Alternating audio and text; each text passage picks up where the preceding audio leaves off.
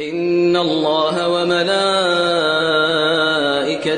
يصلون على النبي يا أيها الذين آمنوا صلوا عليه وسلموا تسليما. السلام عليكم ورحمة الله تعالى وبركاته.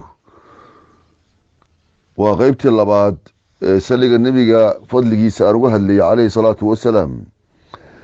بسم الله الرحمن الرحيم. الحمد لله رب العالمين، وصلى الله وسلم على سيدنا وحبيبنا وشفيعنا وقائدنا وقرة أعيننا محمد من أرسل رحمة للعالمين وعلى آله وصحابته أجمعين.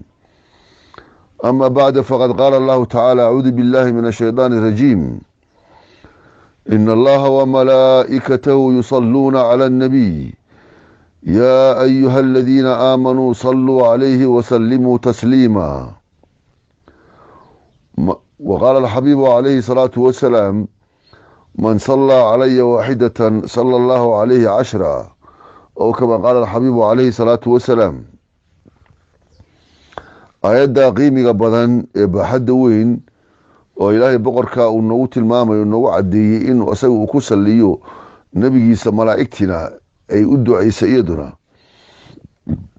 wuxuuna ugu amray annagana haddaan yaa ayuha aladiina aamanuu aan nahay dadka iimaanka dhaba laga helo saxanow, salluu calayhi ku salliya adinkuna u duceeya, wasallimuu tasliiman salaama xabiibka calayhi salaatu wasalaam.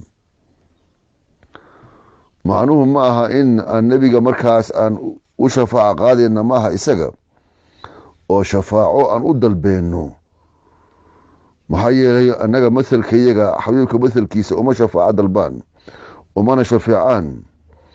laakiinse waxaa nala amray in ciddi khayr noo samaysa, wanaag noo samaysa, inaan annagu markaa aan u gudno, wanaaggiisa aan u gudno. kaasaa nala amray. waata xabiibka nebiga calayhi salaatu wasalaam uu oranayey macnihiisii: macruuf ninka idiin sameeya fakaafi'uuhu, wanaag ninka idiin gala oo wax un khayra idiin sameeya, qofkaas u beegtooma oo wuxuu idiin sameeyey oo kale u sameeya. fa in lam tukaafi'uhu fadcuu lahu. markaa haddaad ka awood beeshaan, ka cajistaan, heerkaa aad gaari weysay wuxuu idiin sameeyey wax la mida aada ugu abaalgudi weysaan, u duceeya. macnihiisu muxuu yahay? waa ilaahay u bandhiga abaalkiisa. ilaahu adaa iga gudi karaa, ee ilaahu u naxariiso, qofka u dembi dhaaf, halkaa ku xawil, warqadiisa ilaahay u dhiib. macnuhu waa sida waalidkaba ilaahay uu u oranayo: acuudu billahi min ashayطaani arajiim waqfid lahumaa janaaxa dulli min araxma.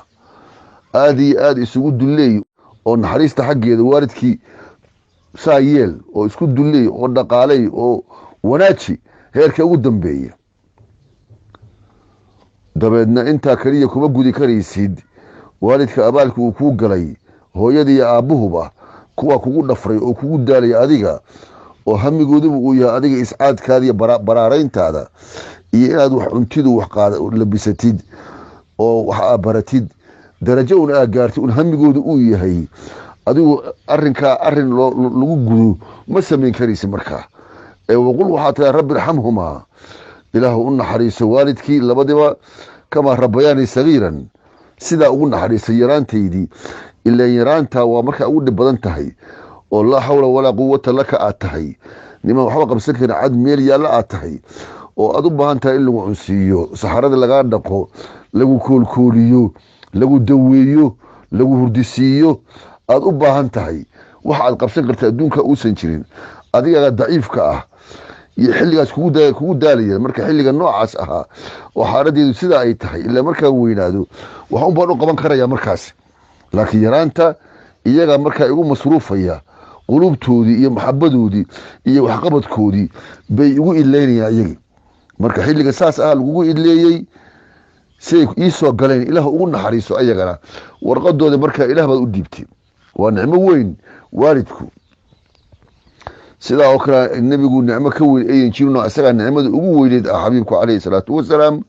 maxaa yeele khayrkii buu noo keenay, wixii aakhiradii dhulka lagu waarayey, daartii lagu waarayey, waxa aan ku baraaroobeyno nebiga noo keenay buu ahaa calayhi salaatu wasalaam. aad kale noo jeclaa. marka isagana abaalkiisa waa inaan gudnaa laakiin ma gudi karayno marka fadcu lahu yaa meesha ka soo boodaysa ilaahay u barya inuu ilaahay idinka gudo abaalkiisii xaggaas la aadaya salluu calayhi adina ku salliya xabiibka udgoonaha calayhi salaatu wasalaam ku salliya oo u duceeya marka macnuhu wuxuu yahay in warqadiisa aan ilaahay u gudbinay oo aan dhahnay ilaahu naga xamil nabiga abaalkiisa anaga ma gudi karayne wadadaasu ilaahay nagu hanuuninaya inaan ka faa'iidaysano dhammaantayo leyla nahaar inaan anaguna yusalluuna cala nabiya aan galno inta tabarteenna ah yaa loo baahan yahay niman rag ah yaa markaa habeenkii 1 2 3 4 5 markaas akhriya salliga nabiga calayhi salaatu wasalaam maxaa yeelay habeenkii waa xilliga qofku jaaniska uu leeyahay uu shaqooyinka uu ka nasanayo xilligaas yay kacayaan oo markaa nabiga salligiisa ay badinayaan nimaan saaxiib ahaan jirnay haddaba waan ahayne yaa bardhowdi u lahaa waan wadaa weli 1 sale waan wadaa hadda xilliga uu bilaabay 20 sano ka hor yaan anigu ku ogaa allah awoodana siiyo dad ilaahay carabkooda u jilciyo oo markaa dadajin kara salliga shubi kara inta akhrin kara acdaada fara badan ka akhrin kara dadkaasaa jiray ilaahay nicmo uu siiyey ilaahu kuwaan ugu dar annagana isla markaa waxaad arkaysaan salliga faa'iidadiisa anagu dib noogu soo noqonaya إلا ويل نبي أنه بوحين مني لكن وحن موجينا إلى أن تعلهي نبي أنا آد وتعلهي نيدين وآد وتعشهي قلبي إنه أودري يتاسو عدينيسا مركا وحن كيه لنا إن أنا عاضي احترامك النبي أن كوارو أرن كاسان قارينا وحكروا أن قارينا إن أنفع أنك نوصو دب نوصو النقضو وكان النبي أوراني حديث كان وحبضا أقري عليه الصلاة والسلام من صلى علي واحدة صلى الله عليه 10 كو خساري منه يعني أبالك النبي أن قديننا وان عديني إن شعلنا هنا وان عديني ودديس إلى نيسنا إن رعننا وان عديني إن عقيدنا إفعانتها هنا وان عديني مرهدا النبي كسل لنه مركا إسلام مركا حق الله جوابا نوغا إيمانيسا صلى الله عليه 10 الله نو أنفعه. السلام عليكم ورحمة الله تعالى وبركاته. صلوا على النبي صلوا على النبي صلوا على النبي صلوا على النبي كما صلى الإله